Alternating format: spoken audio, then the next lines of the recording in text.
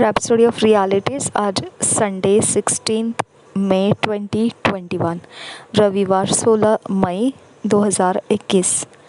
आज rhapsody of realities में pastor Chris ओयाखिलोमे द्वारा जो वचन हमको सीखने के लिए दिया है, लूका रचित सुसमाचार 18 अध्याय का एक वचन के आधार से विषय है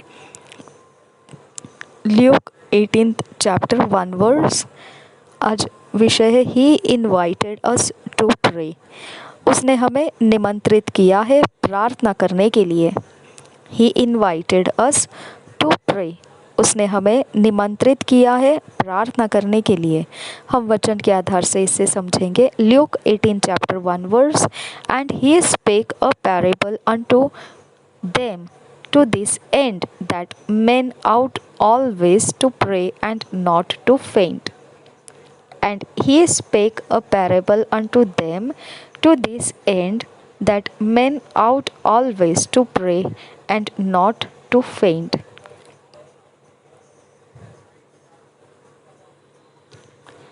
लूका रचित सुसमाचार 18 अध्याय का एक वचन। फिर उसने इसके विषय में एक नित्य प्रार्थना करना और हियाव न छोड़ना चाहिए उनसे यह दृष्टांत कहा।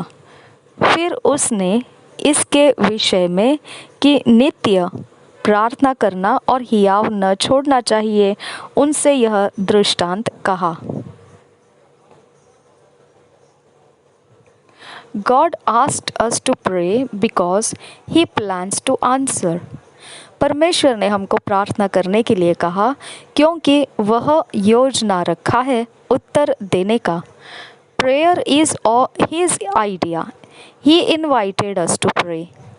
प्रार्थना उसकी युक्ति है और प्रार्थना करने के लिए उसी ने हमें आमंत्रित किया है। This should inspire you to pray because the beautiful part about praying is the answers you get. यही वो आपको प्रेरणा देने वाली बात होनी चाहिए कि आप प्रार्थना करें। इसका कारण यह है कि यह सुंदर भाग है जिसके विषय में प्रार्थना के विषय में कहा गया कि वह आपको जवाब मिल जाता है प्रार्थना करने से।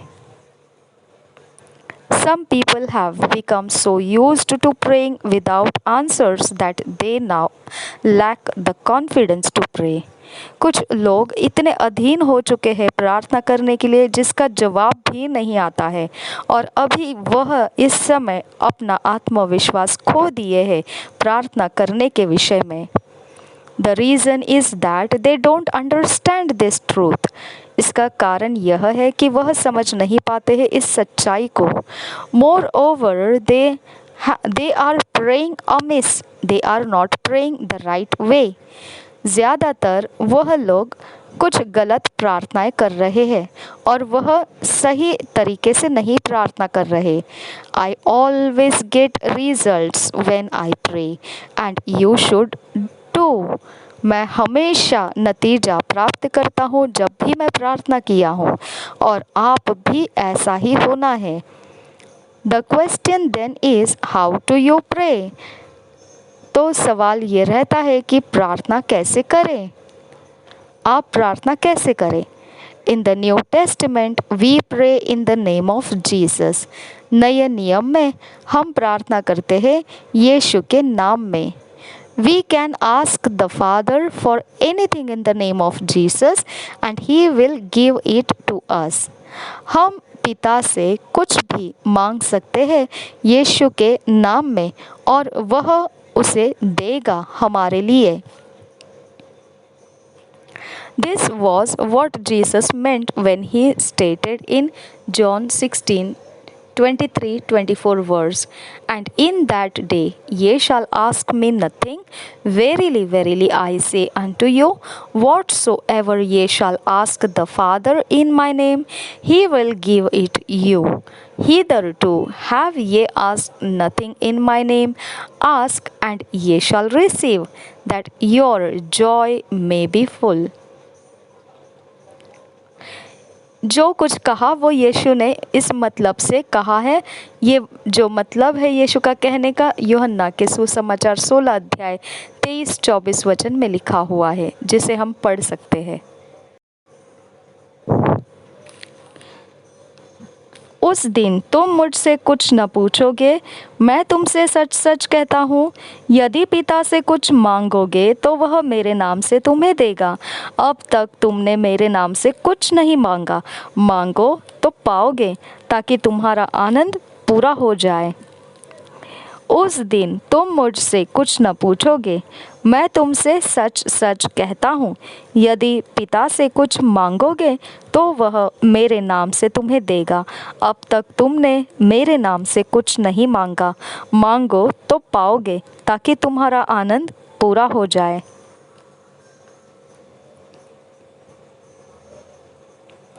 When we pray, we stand in the place of Jesus. We are taking His place. So we can't be praying to Him in His name or while standing in His stead. जब हम प्रार्थना कर रहे हैं तो हम उस जगह में होते हैं जहाँ यीशु है। हम उसकी जगह लिए हुए होते हैं। इसके लिए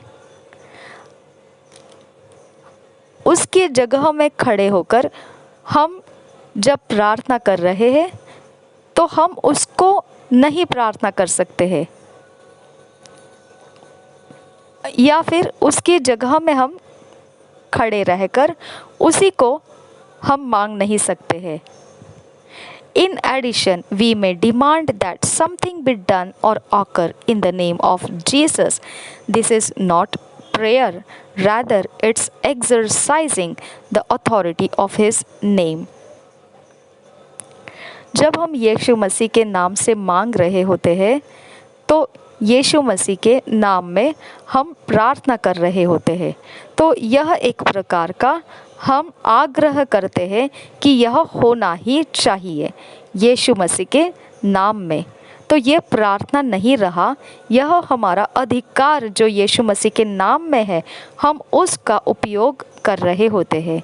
As in John 14 chapter 12 to 14 verse, जैसा कि यूहन्ना के सुसमाचार 14 अध्याय के 12 से 14 वचन में लिखा है। यूहन्ना का सुसमाचार 14 अध्याय 12 से 14 वचन।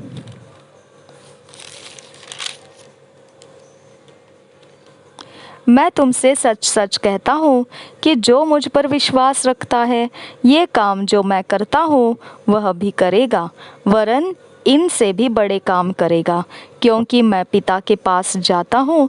जो कुछ तुम मेरे नाम से मांगोगे वही मैं करूँगा, कि पुत्र के द्वारा पिता की महिमा हो।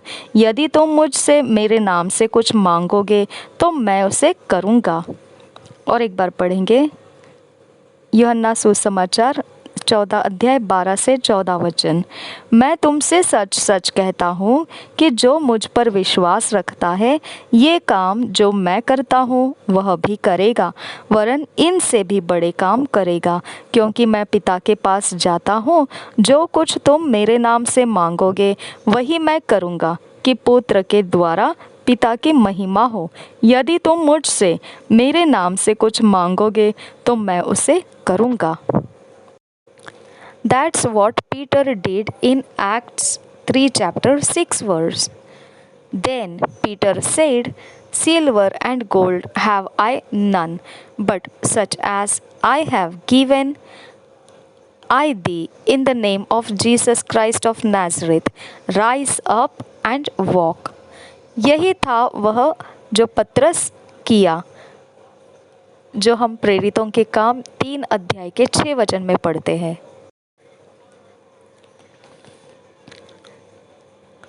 तब पतरस ने कहा, चांदी और सोना तो मेरे पास है नहीं, परंतु जो मेरे पास है वह तुझे देता हूँ।